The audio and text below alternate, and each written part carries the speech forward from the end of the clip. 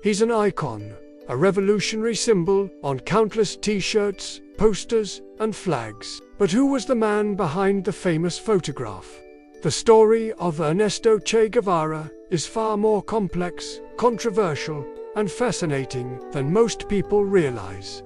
Let's uncover the untold story of Che Guevara, moving beyond the myth to understand the man.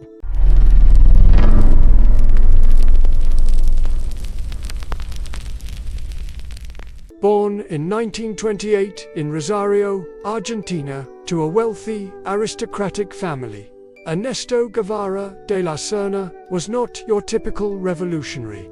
His early life was marked by a love for poetry, chess, and literature. He was a voracious reader, devouring works by Freud, Neruda, and socialist thinkers. But a chronic battle with asthma shaped his character profoundly, forging an iron will and a relentless determination to overcome physical limitations. This same drive would define his later life. He wasn't always a revolutionary. His first passion was medicine. In 1948, he enrolled at the University of Buenos Aires to become a doctor. But his education wasn't confined to the classroom. In 1952, he and his friend Alberto Granado embarked on an epic journey across South America on a Norton 500 motorcycle they nicknamed La Poderosa, or the Mighty One.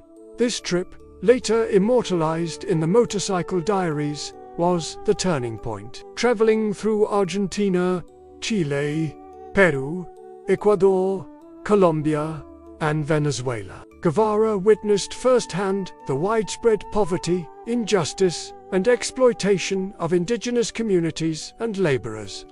He saw leper colonies where people were ostracized, and mines where workers toiled in horrific conditions for foreign corporations. The journey transformed the adventurous medical student into a man with a burning social conscience. He wrote in his diary that he was starting to see the world not as a tourist, but through the eyes of the people he met.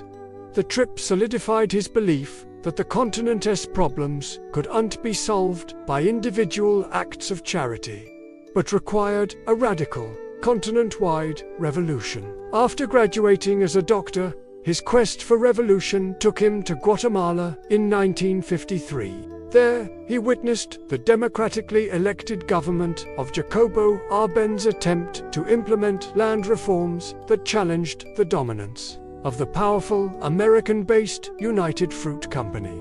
In 1954, a CIA-backed coup overthrew Arbenz, installing a right-wing military dictatorship. Watching this unfold cemented Che's anti-imperialist views and his conviction that the United States would stop at nothing to protect its economic interests. It was in Guatemala that he earned his famous nickname, Che, a common Argentine colloquialism. It was also where he became convinced that armed struggle was the only path to liberation. Fleeing Guatemala, he ended up in Mexico City, and it was there, in 1955, that history was made. He was introduced to a young Cuban exile named Fidel Castro. The two men talked for 10 hours straight. Castro was planning an expedition to overthrow the US-backed Cuban dictator Fulgencio Batista. Che, impressed by Fidel's vision and determination, was the first to sign up. He joined not as the group's doctor, though he was that too, but as a combatant. In December 1956, Che, Fidel, and 80 other revolutionaries sailed from Mexico to Cuba aboard a leaky yacht called the Granma. The landing was a disaster. They were ambushed by Batista's army, and only about 20 of the original group survived, escaping into the rugged Sierra Maestra Mountains. It was here that Che Guevara's legend as a guerrilla fighter was forged. He proved to be a brilliant and disciplined military strategist. Despite his severe asthma, he was a fearless leader in combat, known for his bravery and tactical genius. He enforced strict discipline, showing no tolerance for desertion or insubordination. He also set up workshops to make weapons, taught new recruits how to fight, and established a newspaper and a radio station. Radio rebelled to spread their revolutionary message across the island. His leadership in the pivotal Battle of Santa Clara in late 1958 was a masterstroke that shattered the morale of Batista's army and paved the way for the rebels' final victory. On January 1, 1959, Batista fled Cuba, and the revolution had triumphed. After the victory, Che became one of the most powerful figures in the new Cuban government. He was made commander of the La Cabana fortress prison, where he oversaw the revolutionary tribunals and executions of officials from the former regime, a deeply controversial role that remains a dark stain on his legacy. He then served as the president of the National Bank and later as the Minister of Industries. As Minister of Industries, Che tried to rapidly industrialize Cuba and break its economic dependence on sugar and the United States. He envisioned a new kind of society, driven not by material incentives, but by moral duty and a collective spirit. He promoted volunteer work and championed the idea of the new man, a selfless citizen devoted to the revolution.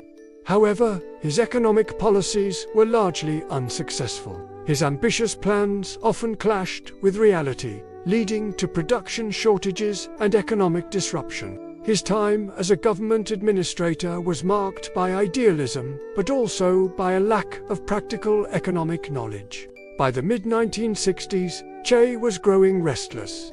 He was a revolutionary, not a bureaucrat. He disagreed with the Soviet Union's brand of communism, which he felt was becoming too much like capitalism. He dreamed of spreading the revolution across the globe. In 1965, he delivered a famous speech in Algiers, denouncing the Soviet Union and calling for a united front of developing nations. Soon after, he vanished from public life in Cuba. In a farewell letter to Fidel Castro, he renounced his Cuban citizenship and all his government posts to go fight for revolution abroad. His first stop was the Congo in Africa. He led a small contingent of Cuban fighters to support a rebellion against the government. But the mission was a complete failure. Che was frustrated by the infighting, lack of discipline, and what he saw as a lack of revolutionary will among the local rebel forces. After 7 months of hardship and defeat, a disillusioned Che left Africa in secret. But he wasn't done. His final, fatal revolutionary campaign was in Bolivia. In 1966, he arrived in the country undercover, hoping to ignite a continental revolution that would create many Vietnams in Latin America. He assembled a small guerrilla force of Cubans and Bolivians, and began operations in the remote, rugged countryside. From the start, the mission was plagued with problems. The Bolivian Communist Party offered little support. The local peasants were suspicious and unwilling to join his cause. His group was isolated, short on supplies, and relentlessly hunted by the Bolivian army, which was trained and assisted by the CIA and US Army Special Forces. On October 8, 1967, after months on the run, his guerrilla unit was ambushed and captured. Che, wounded in the leg, was taken to a dilapidated schoolhouse in the nearby village of La Higuera. The next day, on the orders of the Bolivian president, he was executed. He was 39 years old. The Bolivian army, wanting to prove he was dead, but avoid creating a shrine, displayed his body to the press before burying him in a secret, unmarked grave. For 30 years, his final resting place was a mystery. Then, in 1997, his remains were discovered, exhumed, and returned to Cuba. He was buried with full military honors in a mausoleum in Santa Clara, the city he had liberated decades earlier. The story of Che Guevara is one of stark contrasts. He was a doctor who became a killer, an intellectual who championed armed struggle, an aristocrat who fought for the poor. To his supporters, he is a martyr, a Christ-like figure who sacrificed his life for the oppressed. To his detractors, he was a ruthless dogmatist, responsible for executions and the establishment of a totalitarian state. The truth, as always, is somewhere in between. He was a complex, flawed, and brilliant man, driven by a profound desire to end injustice.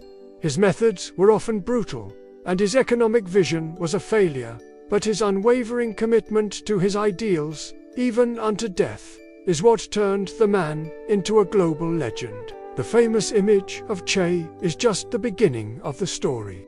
Understanding his journey, from a young medical student on a motorcycle to a hunted revolutionary in the Bolivian jungle, reveals the true depth and the enduring controversies of one of the 20th century's most iconic figures.